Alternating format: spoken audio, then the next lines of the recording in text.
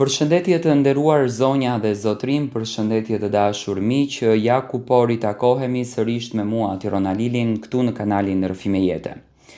Në fakt, unë sipas radhës e kisha të lexoj një letër, por e hoqa pak dorën nga letra në këtë minutazh, dua t'ja kushtoj këtë minutazh personazhit që në fakt ka ngritur të gjithë publikun shqiptar në këmbë, por siç duket këtë nën nuk po e ndihmon askush përpos gazetareve të cilët kanë hapur rubrika speciale për këto raste. Dua të ndaloj të flas edhe një herë për Bleon Amatën. Unë e kam dhënë fjalën edhe publikisht kundër drejt zonjës Bukurie që këtu ku unë kam influencë në këtë kanalin tim gjithmonë do të ngri zërin dhe do t'ja rikujtoj publikut që mos ta harojmë Bleon Amatën. Bleon Amata dhe nëna e saj ka më shumë nevojë se kur për ne dhe ne duhet të jemi pranë saj për ta ndihmuar me alarmet tona që Bleona të gjendet sa më shpejt, sepse unë besoj vetëm në një gjë, që nëna e ndjen gjithmonë nëse e ka fëmin të gjallë apo e ka fëmin të vdekur. Do të flas tani në gjuhën popullore, nuk do të flas në gjuhën gazetareske. Pyetja që më së shumti po shtrohet nga shqiptarët është kjo. Tiron, pse ti mendon që institucionet nuk po i ndihmojnë zonjës Bukurie dhe pse nuk i ndihmojnë realisht, sepse institucionet duhet që ta marrin përsipër këtë lëndë. Për shembull Spaku, unë do të kisha alarmuar që Spaku ta mirte përsipër këtë ngjarje dhe ta zbulonte një herë për gjithmonë të vërtetën e Bleon Amatës.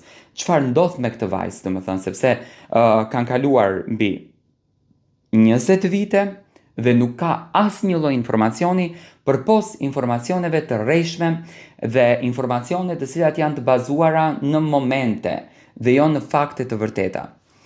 Tani teksti thot kështu: kanë kaluar vite, por dhimbja e një nëne nuk ka kaluar kurrë. Dhe në këtë rast, zonja Bukurie nuk e ka kaluar dhimbjen e saj. Çdo mëngjes zgjohet me të njëjtën shpresë, se ndoshta sot do të marrë një telefonat, një lajm, një gjurmë, diçka që do ta afroj me vajzën e saj. Por dita mbaron dhe heshtja vazhdon.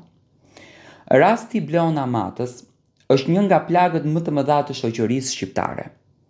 Një vajzë u zhduk pa lënë gjurmë dhe pavarësisht kalimit të viteve, e vërteta nuk është zbuluar.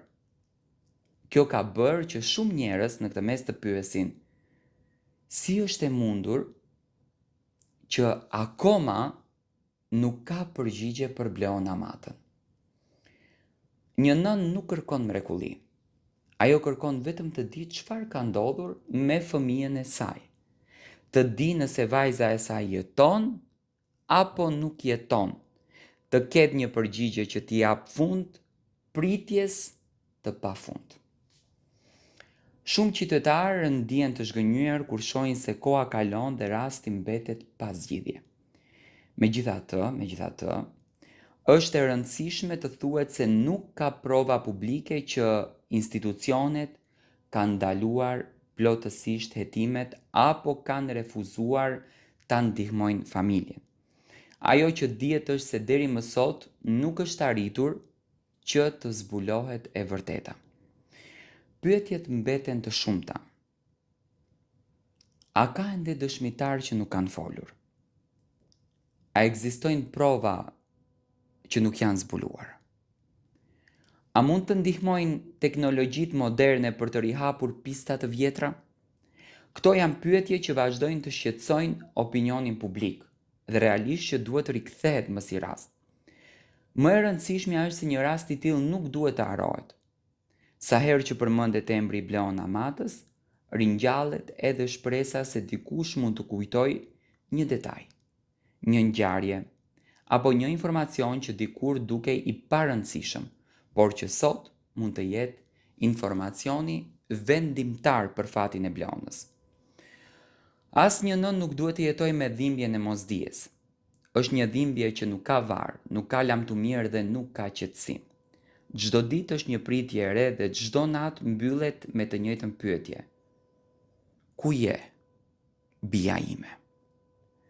Shoqëria ka detyrim moral të mos harrojë raste të tilla. Kujtesa kolektive mund të jetë një forcë që mban gjallë kërkimin e së vërtetës. nëse dikush di diçka, edhe pas kaq shumë vitesh, duhet ta ndaj atë gjë me autoritetet. Shpresa nuk duhet që të shuhet. Historia ka njohur raste të pazgjidhura që janë zgjedhur më shumë pas shumë vitesh. Familja e Bleon Amatës meriton përgjigje, drejtësi dhe mbi të gjitha të vërtetën. Deri në ditën kur ajo e vërtet të dalë në dritë, embri Bleon Amatës do të mbetet simbol i një dhimbje që nuk ka marrë fund dhe një pyetje që vazhdon të kërkojë akoma përgjigje. Në fakt unë apeloj kundër drejt të gjithëve që rasti i Bleon Amatës dhe i zonjës Bukurie të merret përsipër, të merret më seriozisht dhe duhet me patjetër që të ketë një pistë se Bleona, nuk dua ta them kështu, por detyrohem ta them kështu. Bleona nuk ka udhëtuar me anije alienësh edhe nuk munden ta gjejnë. Do me thënë, ka një njeri që e ka dhënë Bleonën, ka një njeri që e ka marrë Bleonën, tani le të mos besojmë në babadimër, e vërteta ekziston, e vërteta është kjo, se Bleonën e kanë marrë nga jo shtëpi, andaj le të rikthehet rasti, le të merret historia seriozisht, sepse mos gjetja e Bleonës dhe mos interesimi kundër drejt Bleonës na bind ne të gjithë të tjerëve që jetojmë në një shtet të pasigurt. Jetojmë në një shtet i cili është një shtet që nuk i intereson për qytetarin e tij, nuk e ka në, do me thënë, në interes qytetarin e vet, edhe është në gjendje të bëjë gjithçka që vetëm e vetëm ta gjuan në tokë qytetarin e vet dhe për këtë gjën mua më vjen shumë keq. Andaj apeloj kundër drejt të gjithëve që të jemi sa më shumë zemër gjerë, të ndihmojmë sa më shumë zonjën Bukurie dhe të paktën ne që kemi influencë, të ngrisim zërin, të flasim për Bleonën, që zëri jonë të dëgjohet edhe tek institucionet, që institucionet ta ndiejnë përgjegjësi dhe të ngrihen në këmbë ta kërkojnë të bien e kësaj zonje, ta kërkojnë drejtësinë, ta kërkojnë të vërtetën, sepse fatkeqësisht e vërteta në këtë mes nuk po kërkohet fare. Do të thënë, mua më vjen shumë keq për zonjën Bukurie që është duke e kaluar gjithë këtë vështirësi të madhe dhe çdo ditë zgjohet për 20 vite me radhë për të vetmin dëshirë të takoj të bien e saj. Do të thënë, jeta e saj ka humbur komplet kuptimin, jeton vetëm për të vetmin arsye, të sheh të gjallë, të jetoj dhe të gëzoj lumturi me Bleon Amatën.